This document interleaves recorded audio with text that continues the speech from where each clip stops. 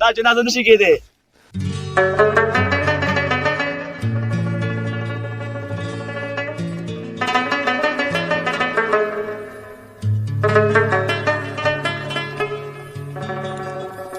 ابا جانه اوبه واخله وسکه.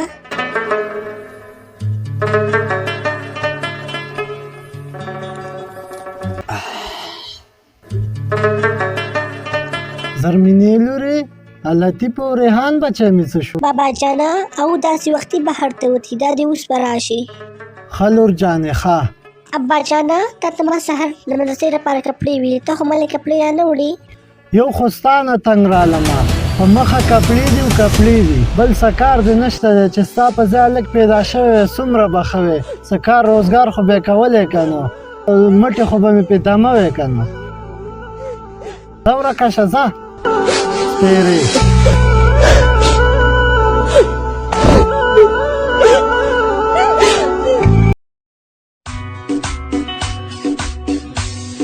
السلام علیکم بابا جانا.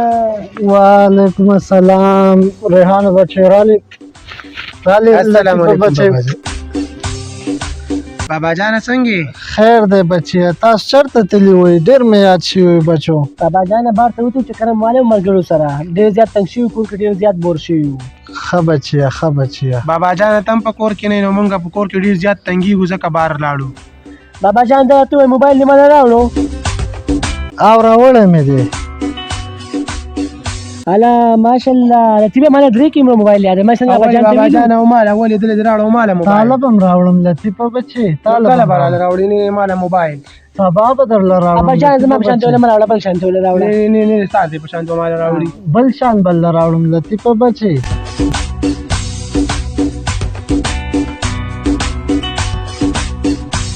ابا جانه دولې د موبایل یې واغستې مالې کپړې نشي راوړې. کېنه سپېرې ستا نه ماله څخه راځي ته خو پردي کور ته ودېږې دا دوه بچي مې دي کم سے کم سبا له خو به راپسې خیرات وکړي که نو ته به ماله څه وکړې.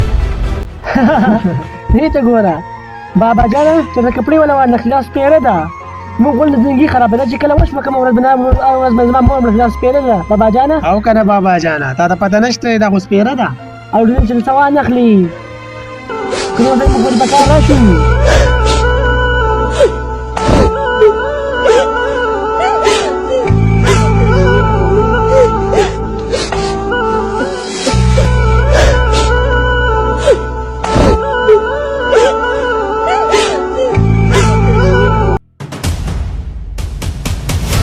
یو زوری دان واورئ د بخسید زوی لطیف د ریحان پلار په حق رسېدلی دی نن مې دوه بجې جنازه وي.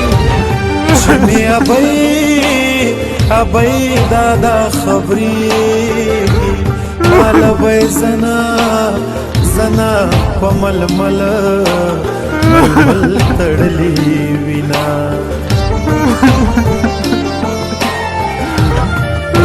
چې اوښکې مې بهېږي مرګ مې لیده جانان مې نه جنازې نه تړئ. دا جنازه نشي کېدی. واله که ته څوک یې چې دا جنازه دې ودروله؟ دا جنازه به ځکه نه کېږي په دې باندې زما 15 لک روپۍ دي. ای وروره ستا د روپو ذکر خو دوی موږ ته نه راکړلی. ولې دا ستاسو پلار دی؟ او جی دا زموږ پلار دی. او بالکل دا ټیک خبره ده د څو پورې چې د دې مړي قرض نه ادا شوی د هغې جنازه نه کېږي. تاسو یې زامنې وایي 10 روپۍ به تاسو مال راکوئ کنې دا مړی زما نشي ښخولی. پر پور روپو کې نه یم دا د مړی پور دقې نه واخله موږ پکې نه یو خپل کار ورسره راکړه موږ ته د روپو چا څه واو په دې کې موږ نه یو ته واخله څه چې ورته کې اوسه د دې نور بچي شته خو صرف دا و او بالکل یو لور شته په کور کې او هغه خبر شوی د اوس په دا دی راشي.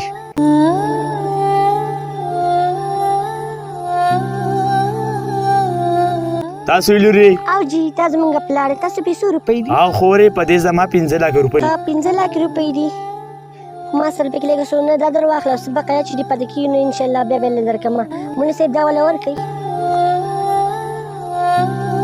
نه خور جانې زما پې روپۍ نه دي بلکې په ما یې روپۍ دي ما دا جنازه ځکه یې ساره کړه بلکې ما اورېدلي وو چې ستاسو والد صاحب په پتا او په زامنو کې ډېر فرق کوي بلکې دا حقیقي خبره ده چې لور په مور او پلار باندې ډېره زیاته خفه کېږي او زامن پې نه خفه کېږي دغه زامنو لاړ وتښتېدل دي السلام علیکم ورحمت الله وبرکاته ورونو څنګه یې ښه ټیک ټاک جوړې تاسو به د ویډیو نه ښایسته میسج اخیستی وي اعوذ بالله من الشیطان الرجیم بسم الله الرحمن الرحیم مینوالو تاسو به زمونږ دا ویډیو کتلی وي چې ډیره زیاته دردناکه او ډیره د غم ډکه ویډیو ده او تاسو به خفه کلی هم یې خو که نن سبا تاسو وګورئ نو د مور او پلار چې کم دی دا د لوریانو سره ډیر زیاتې کوي او په زامنو خفه کیږي د دې ویډیو میسج به تاسو کتلی وي چې په دې کې کم میسج پروت و تاسو په کمنټ کې هم تاغه میسج راکولی شئ او زمونږ د دې ویډیو مطلب دا و چې که هر چاته لور وي که په هر ځای کې وي خو د الله تعالی یو نعمت دی د خپلو لوریانو سره ښه رویه ساتئ او الله به هم تل خوشحاله ساتي جهانګیره السلام علیکم امید لرم چې زمونږ دا ویډیو به خوښه شوي وي خوښه شوي زمونږ دا ویډیو لایک کړئ او شیر یې کړئ د یوټیوب چینل سبسکرایب کړئ مونږ ټول ټیم له راکړئ اجازه ته د خدای په امان